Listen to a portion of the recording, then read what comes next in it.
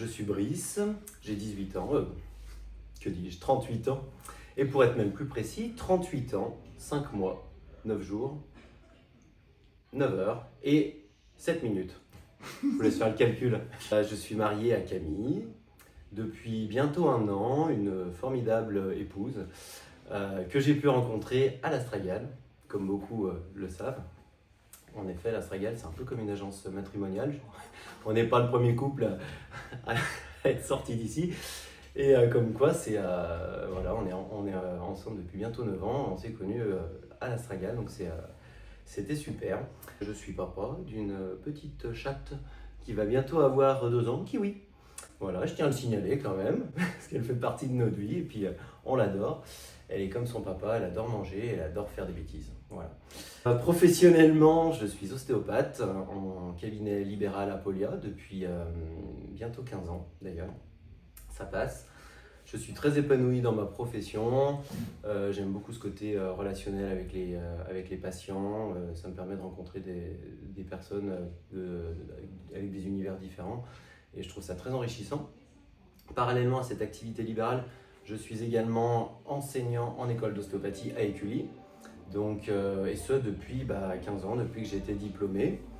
Donc en plus d'enseigner des matières pratiques, je suis également prof d'anatomie, de la colonne et du bassin aux premières années. Voilà. Et j'adore transmettre, j'adore la pédagogie, je suis assez épanoui aussi dans ce côté de prof. Et je dirais que j'ai un très bon équilibre entre ma vie de cabinet et ma vie de prof, entre guillemets.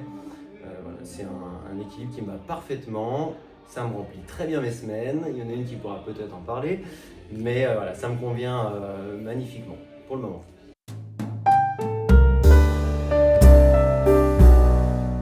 Oula, ça fait 24 ans déjà. Alors j'ai pas fait 24 années d'un coup, bien évidemment. Alors je vais me permettre de raconter un petit peu quand même, parce que l'Astragale c'est un peu comme ma seconde famille. J'ai commencé l'Astragale en 1994, donc j'allais avoir 7 ans. J'ai connu l'Astragale grâce à ma mère qui chantait depuis déjà 2 ans et ma grande sœur qui chantait depuis 1 an.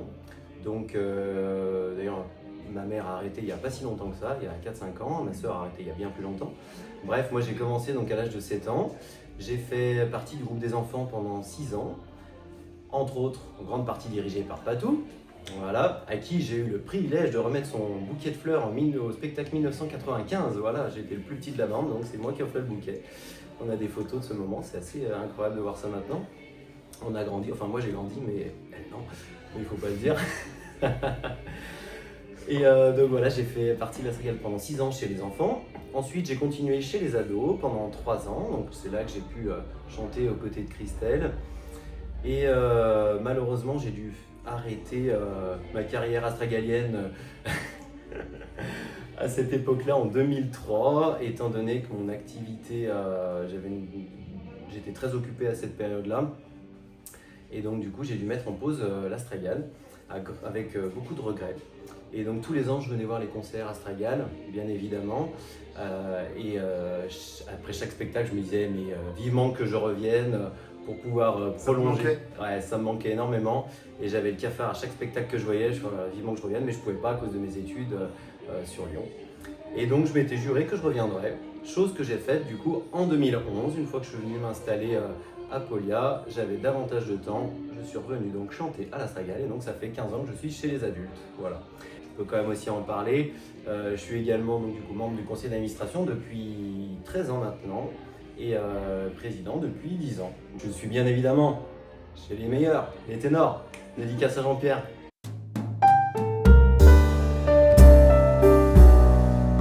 Vaste question, j'en ai beaucoup, j'en ai pas un en particulier, je dirais. Mais je peux déjà dire que mon premier chanteur dont j'ai été fan, c'était Mike Brandt. Voilà, certains ne le connaissent peut-être pas, mais moi j'en suis vraiment fan, encore maintenant, j'adore écouter ses chansons. C'est un homme, je trouve, avec une voix incroyable, un peu à la Balavoine, mais en version un peu plus puissante, je trouve. Et je suis fan de ce chanteur et j'ai un grand regret, c'est de ne pas l'avoir vu en concert, étant donné qu'il est mort 12 ans avant ma naissance, paix à son âme. Mais j'écoutais ses disques en boucle.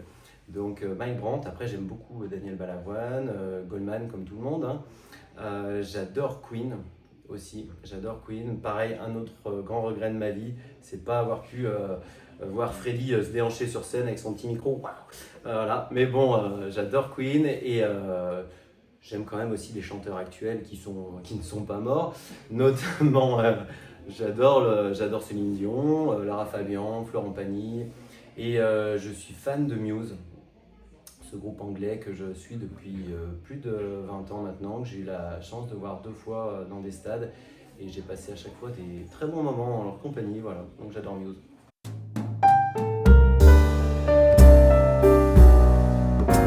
Alors je dirais que je ne chante pas que sous la douche, je chante quasiment tout le temps, quand je cuisine, quand je suis sous la douche, en voiture. Il y a certains moments où je ne chante pas bien évidemment, quand je suis en train de travailler, puis dans d'autres moments je tairai ces moments-là. Mais, je chante un petit peu de tout, j'ai pas une chanson fétiche, on va dire que ça va plutôt être des chansons périodiques. Et en ce moment je dirais que je suis plutôt sur Monopolis de Starmania ou Stone, le monde est Stone. Elle ressort de ma vie comme ça, j'adore cette chanson et je la chante beaucoup, que ce soit sous la douche, en voiture. Après, j'aime aussi beaucoup chanter en ce moment Monsieur Madame de Loïc Notet, artiste que j'aime beaucoup. Donc voilà, on va dire que c'est les chansons du moment, mais ça peut changer à tout moment.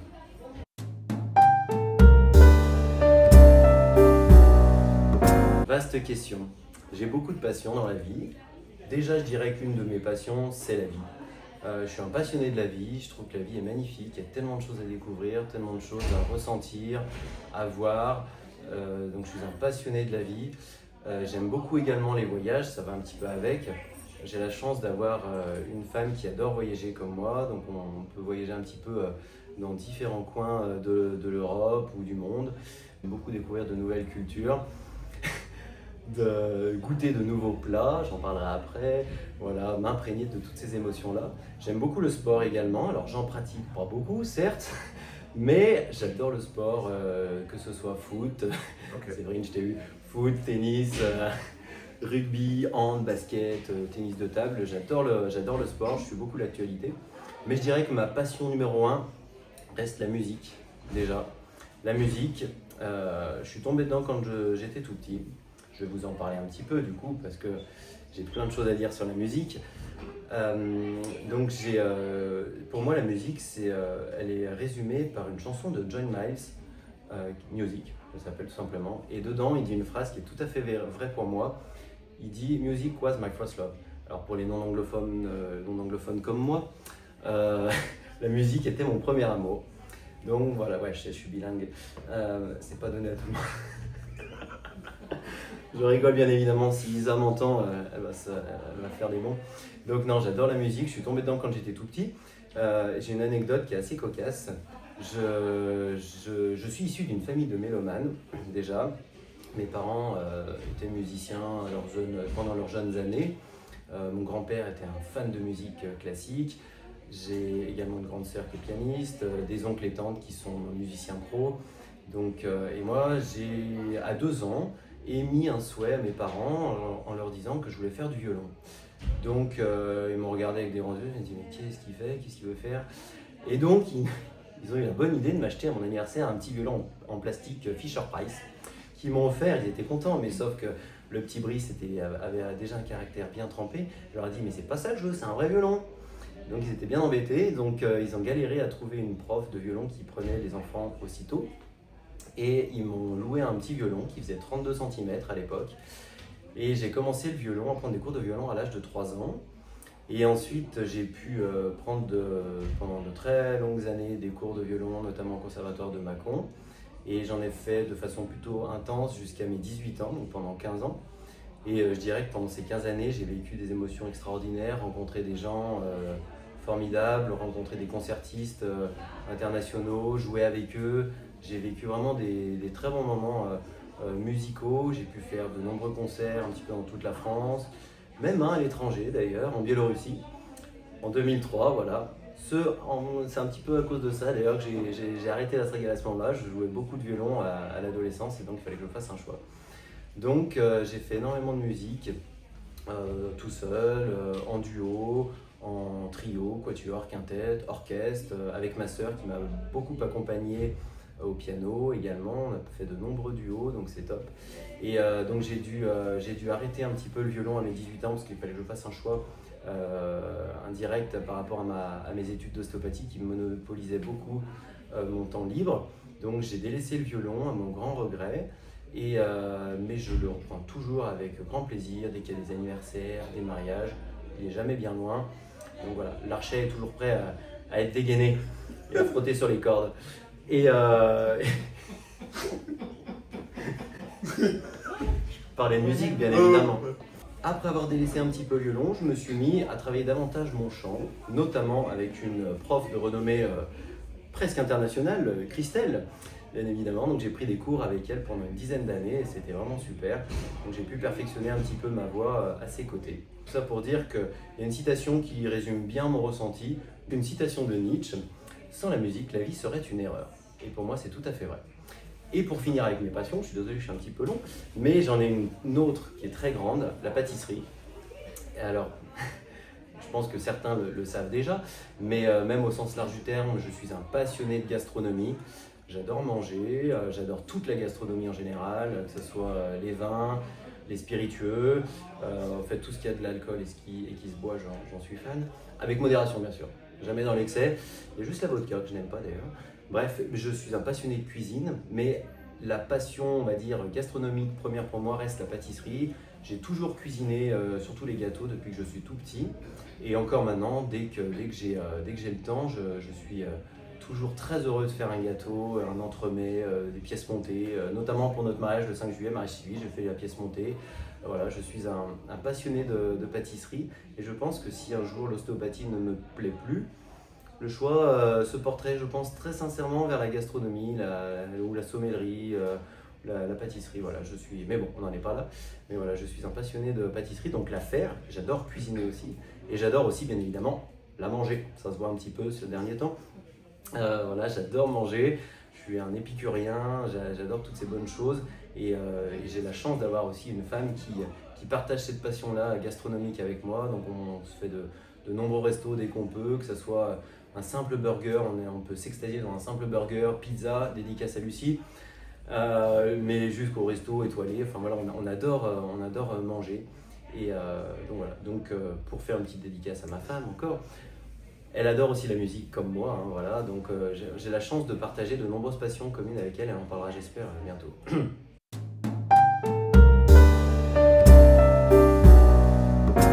Alors, difficile à répondre, je trouve, pour moi, mais je me suis renseigné auprès de mes proches et c'est assez unanime. La générosité revient en tête, la générosité ainsi que la bienveillance, la capacité d'écoute. Et c'est vrai, assez d'accord avec ça. C'est vrai que je pense que ces trois qualités me correspondent plutôt bien. Voilà.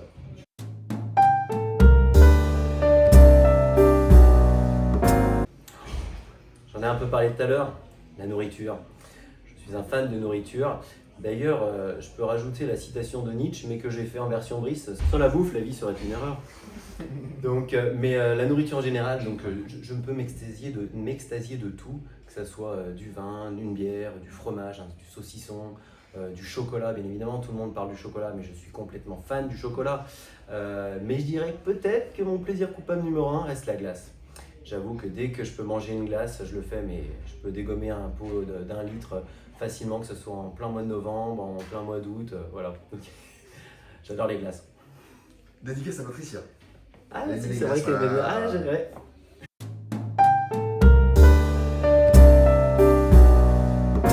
Dans 5 ans, je me vois déjà en train d'organiser les 50 ans de l'Astragale. J'espère déjà être encore de ce monde, on ne sait jamais, hein, mais voilà, on ne va pas porter la poisse. Mais j'aimerais bien organiser 50 ans de l'Astragale, histoire de faire... Ça serait dans 5 ans? Ça serait dans 5 ans, exactement. Faire un énorme spectacle. Voilà, on n'en est pas là, bien évidemment, avant. Mais avant, il y a des choses à faire. Mais déjà ça, et après, d'un point de vue plus personnel, j'aimerais bien avoir une grande maison avec ma femme, et avec une belle cave à vin, une piscine, et avec peut-être des mini-brises et des mini-camis. Voilà. On va croiser les doigts.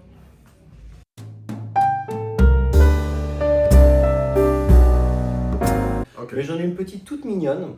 Elle est un peu inavouable parce qu'elle est un peu ridicule, mais c'est pas grave, je vous la fais quand même. Alors c'est 2 œufs qui sont dans un frigo, ils sont comme ça. Puis il y en a un qui regarde l'autre, et il lui dit Mais pourquoi t'as des poils? Alors l'autre, bah t'es con, je suis un kiwi. Je veux dire l'œuf, ouais, je sais. Ouais. Petite dédicace à Christophe.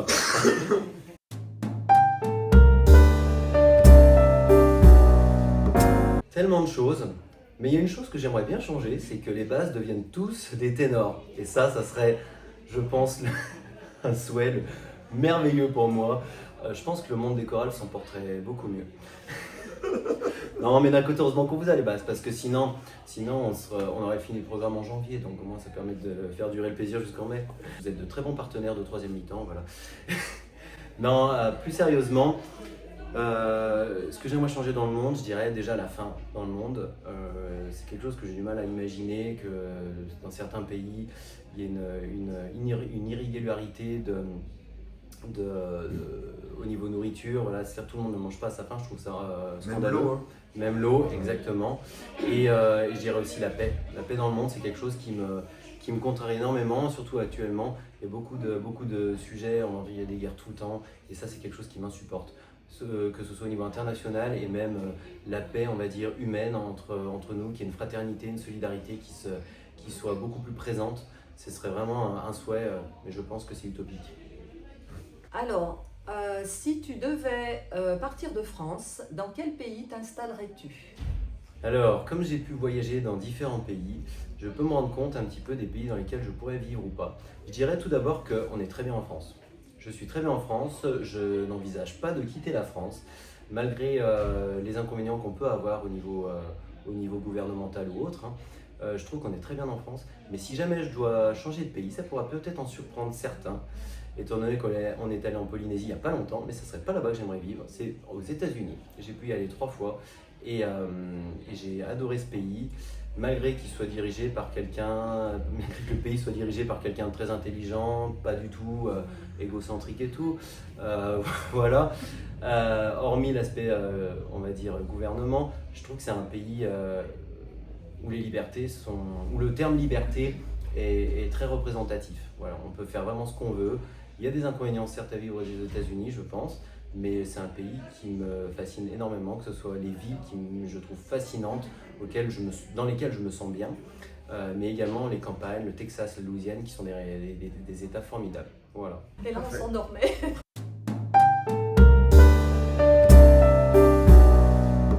Tu auras la question mystère, une question que tu poseras au prochain choriste. Alors, question très simple, en rapport avec une de mes passions. Quelle est ta pâtisserie préférée? Et si jamais tu es sage et que j'ai le temps, peut-être que lors d'une répétition, je pourrais t'en faire une, mais uniquement pour toi, cher choriste. J'ai la tête qui éclate, je voudrais seulement dormir, m'étendre sur l'asphalte et me laisser mourir. Stone, le monde est stone, je cherche le soleil au milieu de la nuit. On la refait? Bah, avec grand plaisir. Et je vous adore les basses. Voilà, je tiens à le signaler quand même. Les meilleurs, il y a mes amis les basses. Oh, wow.